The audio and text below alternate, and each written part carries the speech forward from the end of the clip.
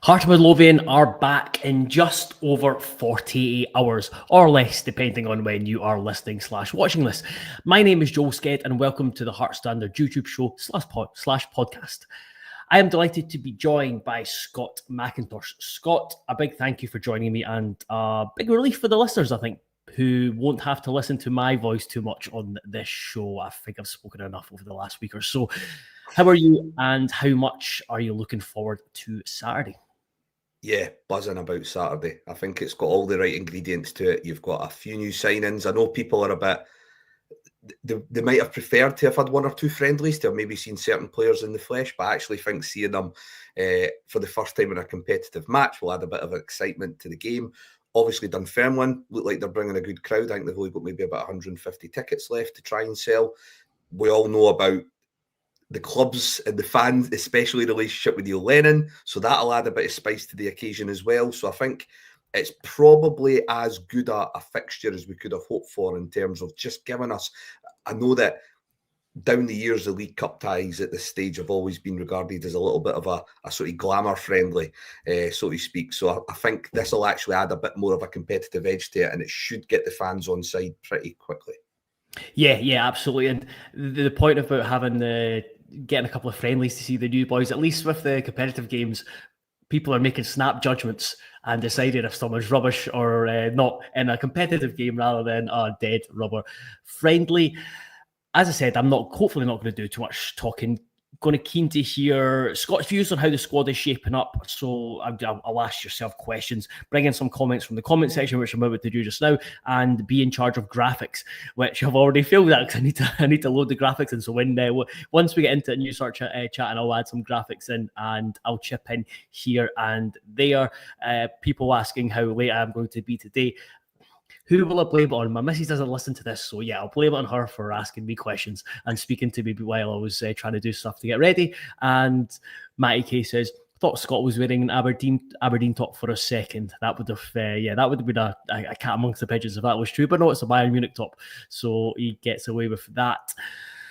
Before we get into it, if it's time to hand in your transfer request, then head over to s1jobs.com and upload your CV today. With thousands of jobs across Edinburgh and the surrounding area, you'll find the one at S1 Jobs. Start your search today.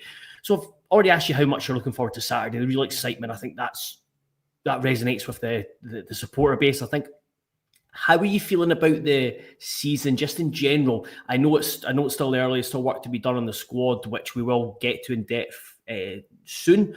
But just we're 3 weeks out from the start of just over 3 weeks out from the start of the league season, and we've got 4 League Cup games to look forward to. So how are you feeling about the season in general?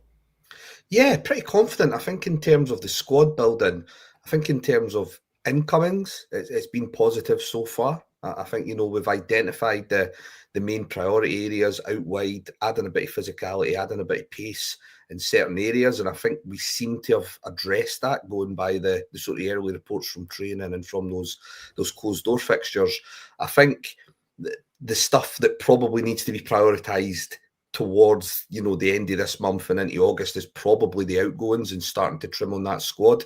I believe Derek McInnes alluded to squad size on no more than maybe 2 or 3 occasions in the 90 minutes evening on Monday there with the foundation of Hearts. So he's obviously well aware of the fact that we do need to trim it down quite a bit. But it's always quite a difficult job to do that at a club like Hearts, because with certain players, they will probably find that if they are to leave the club, it could be that they could be going on a bit of a downward trajectory in terms of their career path, which would also then impact on the financial aspect of their career as well. So I think when we come on to discuss some of the individuals in the squad assessment, that will be one of the key things that keeps on getting flagged up, which is Hearts might want to move them on. They might want to get more football. But again, whether they can get offered the same financial package elsewhere is going to be the key sort of sticking point, I think.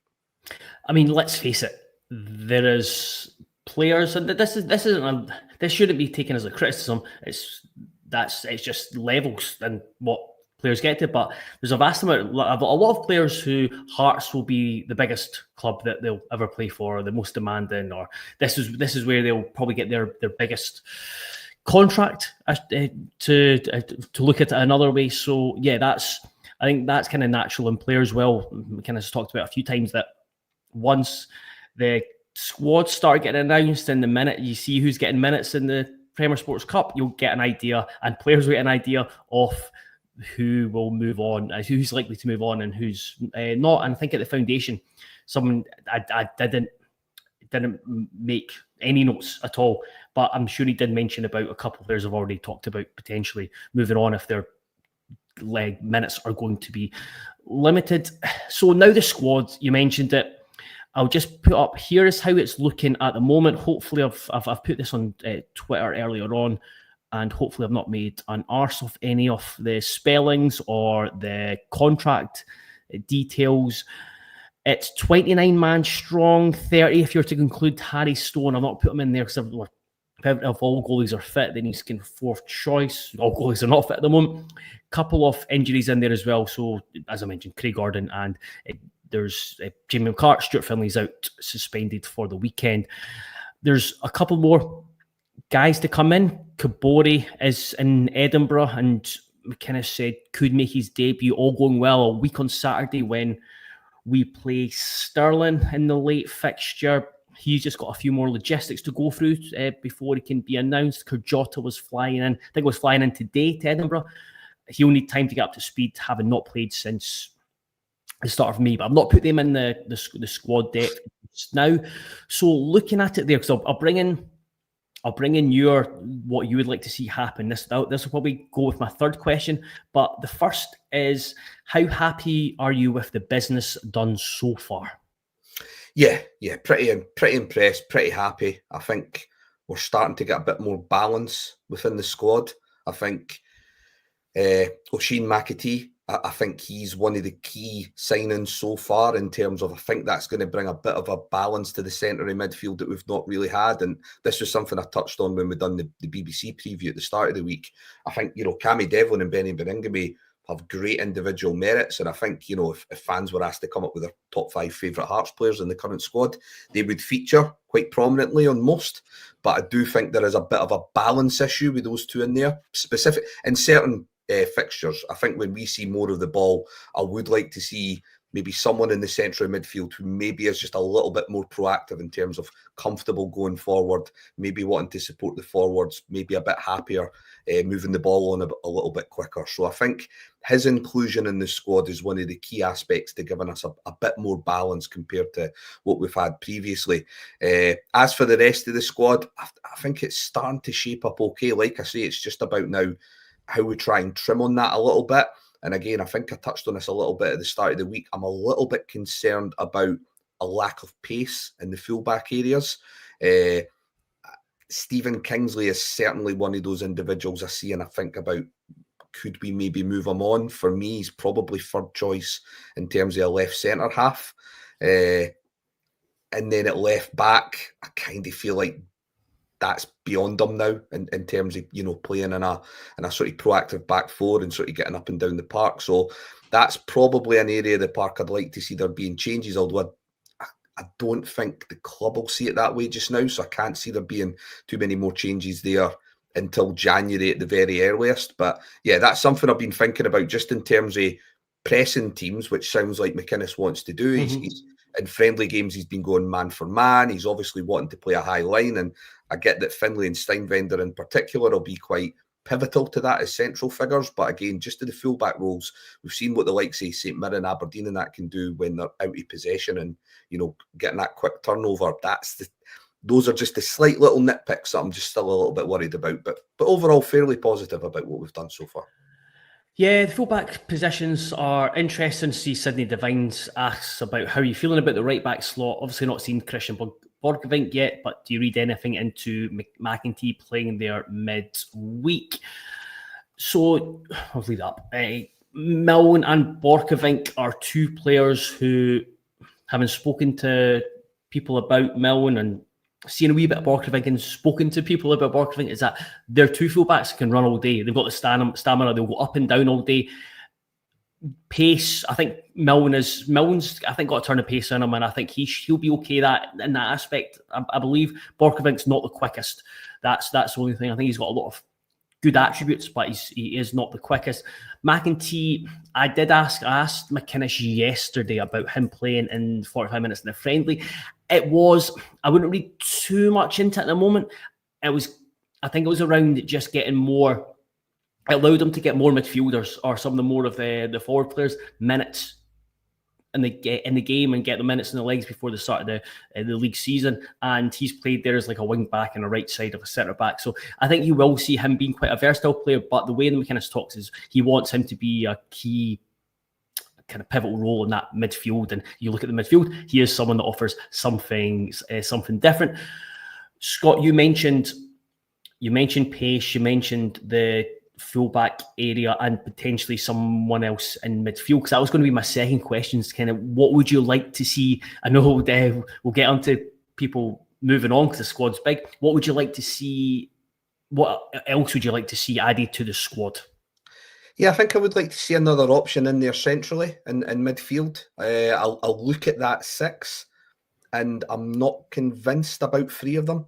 I just think Aidan Denham, he hasn't seen many minutes over the friendly games. I'd be surprised if he stays beyond sort of August. Sander Khartoum just doesn't strike me as a guy who fits into a Derek McInnes sort of midfield setup.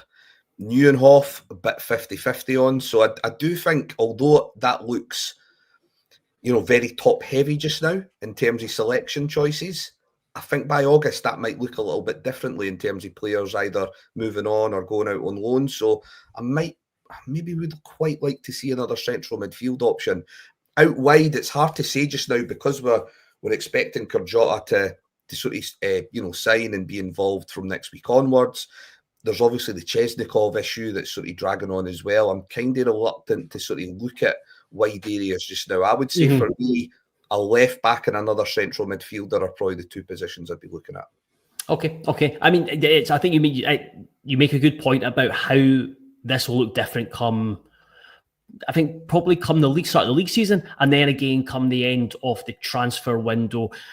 Just listening to McInnes, some of the comments he's made since coming in, he does seem to want 4 or 5 forward options, strikers, and also I think he would like on either side, potentially 2 options either side, just because that's like wingers, they're inconsistent. They can get kicks, etc. So again, I think you'd want to have probably a couple of options on the left and on the right. Some of those will all be options that were here last season, and then others where offer something different. I think he wants guys who can go down the outside, he can carry the ball, he can be really quick, and Kurjota will certainly offer that. Certainly, having read Tom's analysis piece for whenever he goes, whenever that's signed and that's taken up. Yes, the squad is big, and I mentioned about looking into the guys who could potentially go, or if you were managers maybe, or your view on who should move on. So I'll bring that up just now. So I've put them in yellow. So hopefully I've not missed anyone out from the folk you sent me. I've hopefully not made a tip myself. Dan is the only one that's missed. Dan, or the 2 that are missing. Oh, Joe, what an idiot. I was going to say, can I try and quickly do that now? But no, talk me through you've already kind of talked about Kingsley, but talk me through some of your other ones, including Danda and Drama, who have not yellowed. Yeah, I think with Kingsley, it would make sense for him to possibly move on. I don't see how he gets in the team unless we have the same sort of injury problems that we've had last year. So I suppose it could happen. I think the only issue with Kingsley, and this is what I was alluding to at the start, I think if you're a Falkirk or a Motherwell or somebody and you maybe look at Stephen Kingsley and think, wow, that'd be a great signing, he's probably going to have to take well over a 50% wage cut to entertain the idea. And I just don't know if he'll be willing to do that. So that's one of the ones where he may be surplus to requirements, but he may still be here come the end of August because it might just be too tough to move him on and get that financial package agreed for him. I mentioned Khartoum and Neuenhoff and Denham. I look at Khartoum especially, and he would have fitted into that system that I think Critchley was going to go and sort of press on ahead with. I just think within the current setup that McInnes is wanting, do I see him playing as one of the 2 in a 4-4-2? No. Do I see him being relied upon in the wide areas? Not really either. Again, might not be that easy to move on, considering we just signed him in January for 400,000, but he's one of the ones I think could potentially leave. Denham, again, he's been a bit unfortunate with injuries last season at Ross County, but again, I'll look at him as someone who hasn't played many minutes, if any at all, over the friendly games, and that kind of tells its own story. Neuenhoff was one of those 50-50 ones. I'm a bit unsure about whether he's someone who has a long-term future. I think with Finlay Pollock, we'd just love to see him go out on another loan deal and just try and, build on what he done at Raith Rovers last season. Moussa Drame, maybe similar to Pollock, maybe a loan deal. He's an interesting individual in the fact that we kind of talk about him as if he's only 18, 19, but in terms of the exposure he's had to proper competitive first-team football, he probably is at the equivalent of an 18 or 19-year-old. And I'm still of the opinion that nobody really knows his best position. I still think he'd be better up top. I think he's got the attributes to be a decent sort of target man. He's a willing runner. He's got a decent bit of physicality and pace. I'm just not impressed with him in terms of his decision making and that when he plays out wide, but he could be somebody that they look at as a loan option. And then Jan Danda, I just again don't know if McInnes really would see him as a wide man, and then again playing in a midfield too. I just don't see how he gets in ahead of a few of the other guys that are already in the squad as well. Sort of going up top, the Cabangu one might be an interesting one or a surprise for most people, but there's just an element of that deal where I just wonder, was it optional or obligational that we had to sign him? I sort of look at Cabangu and I can see someone who is a decent poacher. Again, I think one of the major criticisms of him last year was being caught offside quite a lot, but I actually thought sometimes having those players, that they will get chances because they are willing to play right on the shoulder and take those chances. But if you look at him as an out-and-out finisher, I would say Shanklin and Wilson are better options than Cabangu is. I also don't think Cabangu's link-up play is any good at all. I would go as far to say I think he was really poor on a technical basis last season. So I look at the likes of Braga already coming in, Kabori coming in as another option, and I look at Cabangu and think he could very well easily be fifth choice as a striker going into this season. Vargas is just an interesting one. I don't know whether McInnes will come in, he'll spend a bit of time with him, whether he might try and fit him in as another option going out wide right, I don't know. But again, as a forward, I just don't see how he'll be relied upon too often if we keep all the other options fit. So that's why I kind of highlighted those two. But for most of them, it is still, we wait and see. Derek McInnes might throw out a few curveballs there come Saturday and for the remainder of the sort of July period.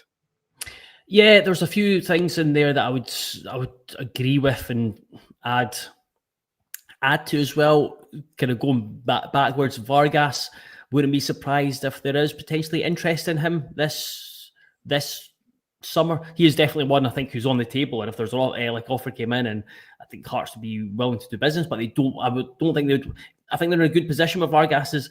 I would be more than happy to see him part of the squad and see what McInnes how he can work with him. But at the same time, that if there was an offer that met the club's valuation, then absolutely, especially if it included a selling clause, because you see there's potential and talent there that Hearts could make money down the line from a further sale.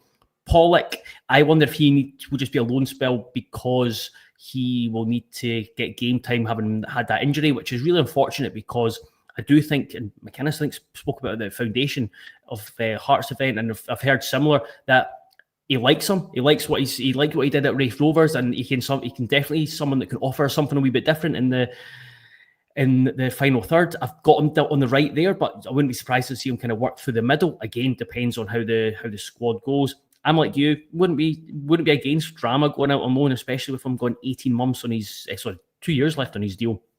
That there's that raw quality there. I think he is probably seen more as a striker who can play wide.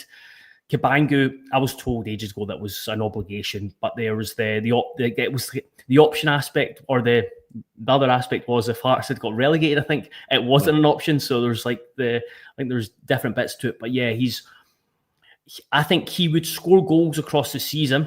He would miss chances across the season, but at times you just you're wanting more from him in terms of build-up play. And we've seen, I think it was the Motherwell game last season. towards the end, he was playing up as number 9. I can remember coming in, dropping deep into the halfway line, getting the ball at his feet, and it just bounced off him. And you're like, we need to hold up. You need to hold up that play a bit better. So yeah, I don't think there'd be too many disagreements with your assessment. I'll leave that up just there because I've favorited some comments and I'll bring some in just now. I'll add that. I'll do that at the end. Cal 6 asks, I really like Devlin, but I'm starting to think he'll be moved on. Thoughts? What's your view? Yeah, it could be a toss-up between him and Neuenhoff. It could be one of those things where it depends who the most sought after player is over the coming weeks and months. I do think Saturday, I would expect Beningame and McAtee to be the sort of first choice pairing with the likes of Neuenhoff and Devlin on the bench. So yeah, I wouldn't rule it out. It's just a personal preference that I would rather he stays, because I do think he's still got a lot to offer the squad, especially, like I say, now that we're starting to get a few different options up top as well. I think sometimes the criticism of people like Cammy Devlin and Benny Beningame is partly caused by a lack of options further afield, further up the pitch, I should say. And sometimes because we didn't have wide options last year, we had certain other players who were a little bit out of form as well. People start to look at the role that a Beningame or a Devlin perform and start to want a little bit more, when in fact they're doing their job. It's just that people are looking for a little bit more because they're not getting it elsewhere. So it'd be interesting to see how Cammy could do, maybe just sitting in again, with having a few more options ahead of him. I don't think he'll be like active. I don't think anyone's going to kind of, maybe some, but further down the line. But I don't think he'll be actually moved on. I'd be delighted. See if you had a mid, like four choices between McIntosh, potentially someone else with a different profile, Beningame and Devlin. You'd be delighted. And if you wanted kind of 5 midfielders in there, add in the Hoff.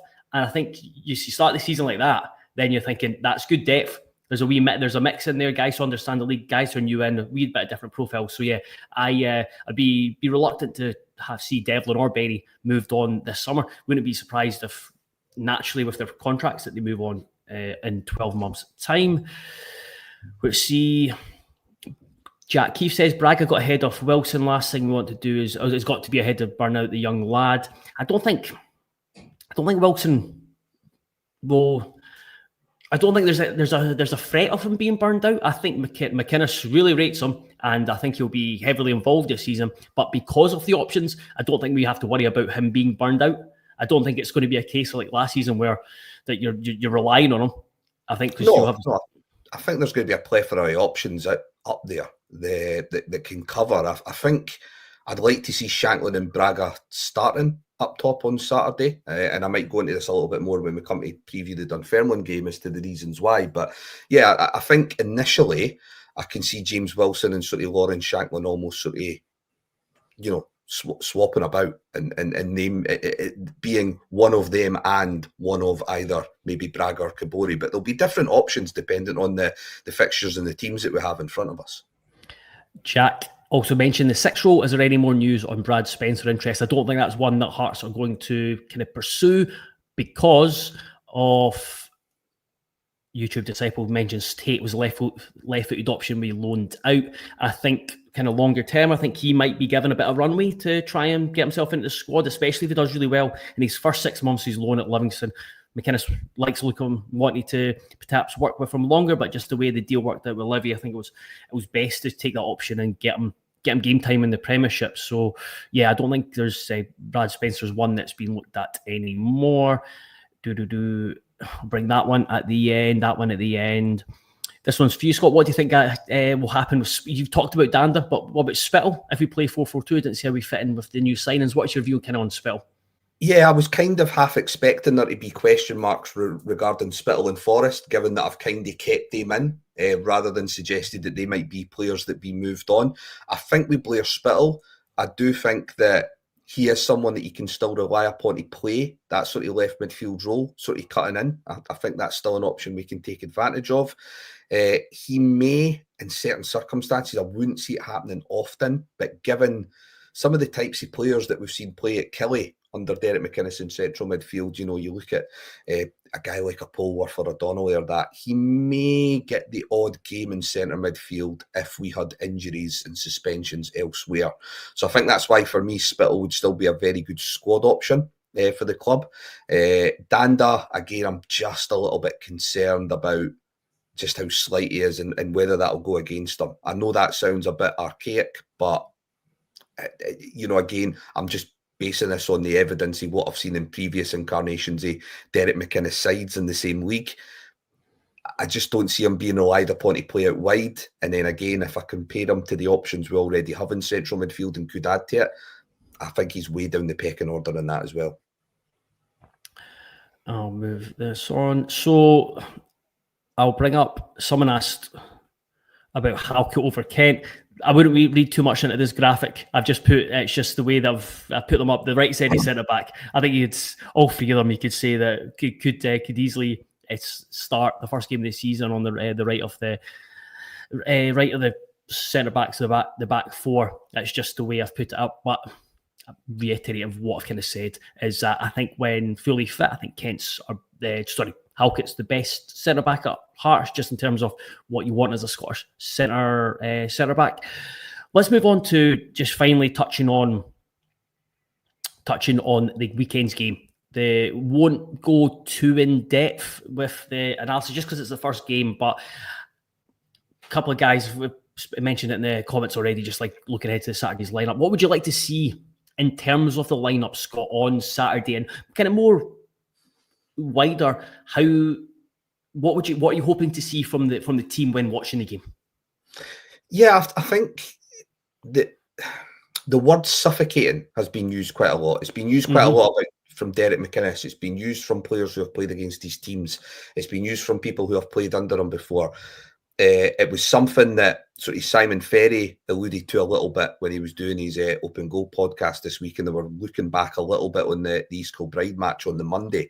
I think he talked a lot about the Hearts players going pretty much man for man and just putting pressure on them because they were expecting them to try and play from the back. That's what I want to see on Saturday. I want to see, for me, given what I kind of know about Dunfermline, what they've been trying to do up to this point, I think they'll go with a three at the back, given how they've sort of performed in their friendly games up to this point. I would like to see us go with just a 4-4-2 and kind of play Braga and Shanklin as those two sort of physical, kind of like focal points, just playing in between the sort of three centre-halves at Dunfermline. I think that just gives us a little bit more than say, Wilson starting. So that's who I would start up front and just go for a pretty standard 4-4-2, man-for-man marking, try and suffocate them. And from what I can see from what Dunfermline have tried to do this summer, they found it difficult to get players in. I believe they've only signed 3 so far, and they've seen a number of players leave the club. So I don't think there's a lot of depth there. I think Neil Lennon's probably behind where he would want to be at this stage in terms of his rebuilding process. So I do think there's a good opportunity here for us to get a good start and a good amount of goals as well. Yeah, so I've popped this up. So just on Dunfermline, they do seem to have really struggled. I think they really need a striker. I think they've struggled to get in a striker. They obviously tried to get, well, I was going to say striker. They tried to get Dylan Easton. He's not really a striker. He's like a creative attacking player. But I think there's been rumours with Lewis McLeod. Is it Lewis McLeod from Dun United? McLeod from Dun United, and no, it's not Lewis McLeod. It's Rory McLeod. Rory McLeod from Dun United, and Mackenzie Kirk. There was talk of trying to get him from St Johnstone as well. But I've put up a graphic here on the team lab again. Do not read into it too much. That they don't read into it too much around the players. I've just put, so basically had to go protecting the 11 with some alternatives underneath them and what it could what it could be like. The Paul Greensley's thrown a curveball that McIntosh suspended. I'll need to check if that's the case, because I made an arse of it earlier in the week when I said that Danda was suspended. I didn't realise that the rules had changed, because it used to be if you had a 2-match ban for a serious foul play, it would just roll over to the next 2 games that you played, regardless of competition. But it seems the Scottish FA last season changed it so that if that happens, then you just do it in the competition that you actually got the red cards in. So we missed the first 2 games of the league season. So my bad, apologies for that one. But Stuart Finlay suspended, so I'll need to double check with McIntosh around that. But I think everything you said, it's something that McInnes has talked about. He talked about it, and he was really keen for wanting it to be right in those two friendlies. He was over in Spain with that winning it high up the park against Crawley. Crawley wanted to play out. They wanted their keeper on the ball, and essentially Hearts just left the keeper. But as soon as it went anywhere else, that they looked to pounce. And then McInnes asked him about how he thought the game went on Tuesday, and he's at the press conference yesterday. He said that the way they went after the ball was magnificent. He wanted to play someone like East Kilbride who do try to build out. So it fits into what he wants. And I think maybe what Hearts want, and Hearts fans certainly want, is the team to go after the opposition when out of possession. But it'll be really interesting to see the starting 11 around, like who starts. I think you'll be able to read into a lot. Wouldn't be surprised, so looking at that, wouldn't be surprised to see Braga playing out wide. Wouldn't be surprised to see Alexandros Kiridis be on the bench because he did have a knock.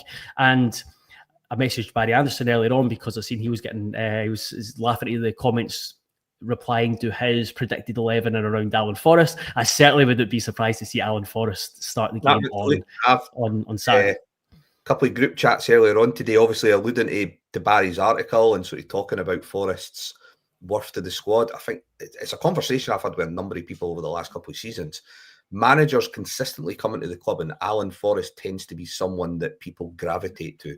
I think he's a very low maintenance individual. I don't think he needs much guidance, coaching. He's at a stage of his life where if you give him an instruction in terms of what he needs to do going forward or helping out with his fullback, he'll do it. And I think managers take to him. And I think he is a useful squad addition. And I am going to emphasise that word squad. I don't envision him to be playing week in, week out, but it wouldn't surprise me if he finds a place in the squad for the season. And it's the same for Blair Spittle. And I think that's something that people have to understand. It might be nice to have a more attractive option there, but that more attractive option could be a bigger pain in the backside when it comes to trying to deal with their limited game time. Allan Forest's at a stage of his career where after Hearts, his career will go on a downslide in terms of size of clubs he'll be at. So I think he'll understand the situation. Blair Spittle's similar, and that's why they were two players I sort of left in when it came to the squad assessment. Yeah, 100%. I do. I think I wouldn't be surprised at all to see Allan Forest as part of the squad going forward, provided he doesn't go elsewhere. Which again is realistic. If someone comes in for him, that there is every chance he could move on. But I wouldn't be surprised if he went on and being part of the squad for the reasons you mentioned. Wouldn't be surprised if he started on Saturday and scored a goal on Saturday or played really well on Saturday. The nature of things. We'll leave it there. I'll bring in a couple of comments before we go. Which one is this? It's removed here.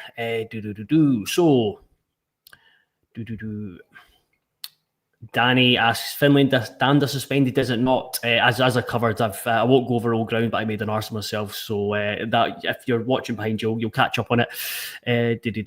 Nicola asks, anything on the two new signings? Did an update earlier on, but progressing. Hopefully both be completed across the next week. There's hope that Kabori might play a week on Sunday.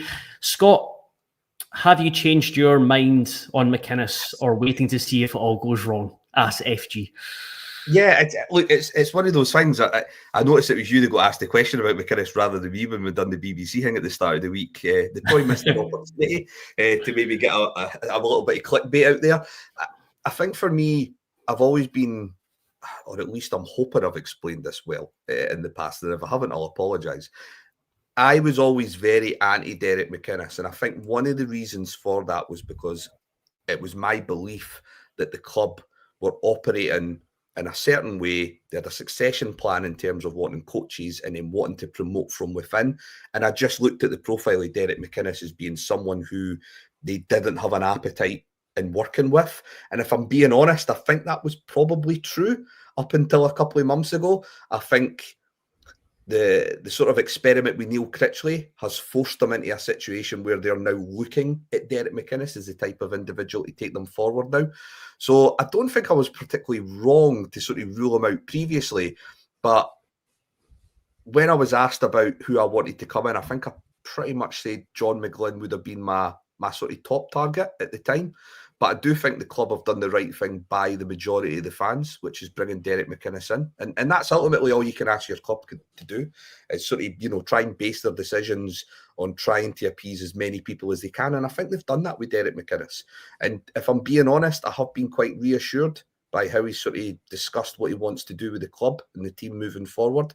So far, I'm quite happy with it. I think that, again, the sticking point is going to come to how he adapts. He's been very open-minded up to this point. He's talked about, maybe being involved in a slightly different recruitment model to that he's done previously. And I think that was something that was one of my main concerns, was whether he was going to be open-minded to that. But he's shown that he has been up to this point. It's just a case of whether that continues over the season. That's going to be, where we see the proof, hopefully, in the pudding. But I'm happy at this point, and really, I just want him to do well, because I'd rather be wrong about someone in the club doing well than the opposite of that. I've never understood that mindset of wanting someone to fail because it makes you look better. Yeah, please, no. Let's just have a good, solid, successful season. No nonsense, please. Raymond Wren asks, is McInnes inclined to have a drastically different cup squad and league squad, or is he similar to Critchley with a favourite group of 14-15? He won't have a drastically different cup squad and league squad, because I think he'll be trying to target and win the cups, and also obviously do very well in the league. So yeah, I think it'll be best 11 where and when possible, or the best 11 he thinks suits the task at hand. Scott Lister says, unrelated, but surely if Tobol, the Kazakh team that Chesnikov is with, have a Hearts 22-23 collapse, fingers crossed, our chances of getting Chesnikov before the deadline increase significantly. Only issue could be their cup game at the end of August. Yeah, I do. It makes a good. I think that's what it is probably with Chesnikov, is that Tobol are not overly keen to sell, I don't think, and it's one of those where if Hearts put a really good offer, I wouldn't be surprised if they're like, how about giving us a wee bit more money, and then just kicking it down the road. But I think that's the most realistic, is in August. If their season is kind of petering out, then that's where Hearts could potentially get him. Scott, I'll need to double check there's no other questions, but kind of last one. I feel dangerously optimistic about the new season. Chris White says, feels a bit like the start of the Burley season. What are realistic expectations? I think because we've kept a decent core to the squad, which obviously includes keeping Lawrence Shankland. I think Derek McInnes coming in, having a good knowledge of the league and the club, gives us an opportunity to start the season off really well and really strongly, and trying to then build on that.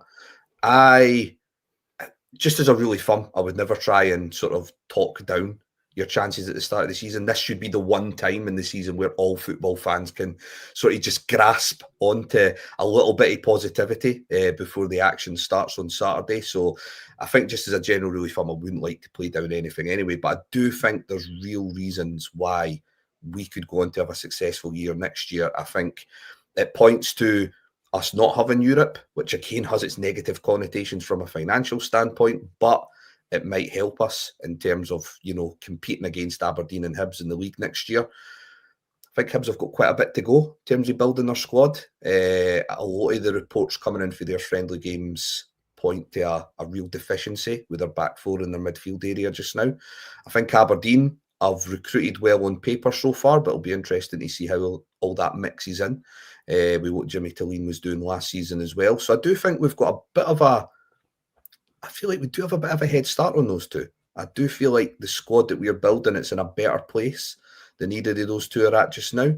And if we can build up a bit of momentum with some good performances and results in the League Cup, then that could stand us in good stead for that Aberdeen game on the 4th of August. I'm not going to quite link it into Burley-esque starts to the season, but there's no reason why we can't get a good run of fixtures there. And when you look at Celtic and Rangers as well just now, Celtic look like they're in danger of maybe just being in that complacent mode that they find themselves in every sort of 4 or 5 years, when they think Rangers are in free fall and they decide to sort of, not spend too much money.